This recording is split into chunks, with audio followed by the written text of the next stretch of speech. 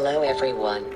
On today's vlog, I wanted to talk about and share with you the first year of my recovery through a stroke, what I learned, what I experienced, and how I am doing when it comes to physically, emotionally, and mentally, and how I am coping with the pandemic, and all these things that are happening to me, and all around the world. So sit back, relax, grab a coffee and let's talk. Let us look back and remember this year 2020 and my first year to recover from a stroke. My ups and downs and how it has changed my outlook on life, as well my ability to deal with my day-to-day lifestyle. Also, it allowed me to reinvent a new me and my well-being.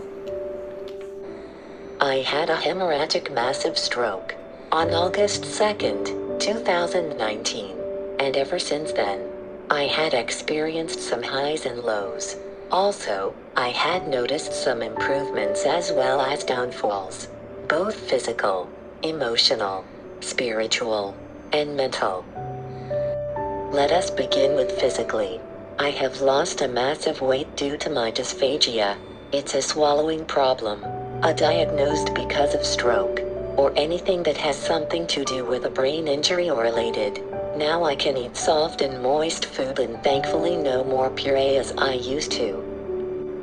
My walking has improved as well. Started using a hemi walker to just a cane and sometimes I just walked. My walking is not 100% okay, but I no longer feel heaviness on my other half. Also, since we had this pandemic, it limits me from going to a rehab. So I have decided to do my physical therapy exercise at home. Same thing to my affected hand and my arm. When it comes to raising an arm or try to open and close my hand, I'm becoming to be more in control as well, which I am very grateful for. Of course, not every day is a good day. Some days are better than the other when it comes to stiffness and tightness, but so far everything is manageable. I also improved on my speech. When I had my hemorrhagic stroke, it damaged my communication skills, which left me nonverbal. That's what you call aphasia. If you don't know what aphasia is, loss of ability to understand or express speech, caused by brain damage.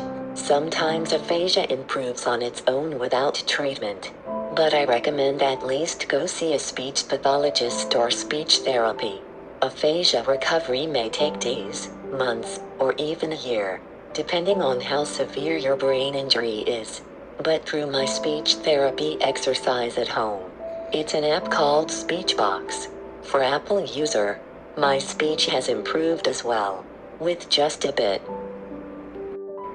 Although my body is recovering, of course, there's also some negative, or should I say, downside response from my stroke. Mentally, my anxiety, stress, mood swings, and depression became out of control, imbalanced, and bad. Plus, adding up the pandemic the whole world is dealing with. This is something that I am facing with up to this day. This is new to me, so I didn't know how to handle it. On my blog, I had talked about my emotional meltdown. That leads to many scenarios in my head. Of course, one of them is not good. I never cried so hard in my life, and the pain emotionally and mentally is unexplainable. But then it gave me a reason to reintroduce myself to a new me. I had to study myself, research on my stroke, especially when it comes to my emotion. I learned how to disregard negativity and replace it with positivity. Of course, this is not easy, but then it's not hard. I also learned to let things happen. It's no longer like before, that things in my life are systematic and according to plan. Now I just let things go in their way without pressure on myself. Plus, let go of old things, and recreate a new one. One thing that I learned more is speaking to God. Don't get me wrong, but I always pray every day, even before when I had my stroke. But praying is different than talking. When I feel down, I just ask God to grant me peace of mind and calm my troubled heart. Sometimes, I feel like my soul is like a turbulent sea, and I can't seem to find my balance. That's why I mostly stumble and worry constantly. I just asked God to give me the strength and clarity of mind, so I can find my purpose and walk the path that He has laid out for me.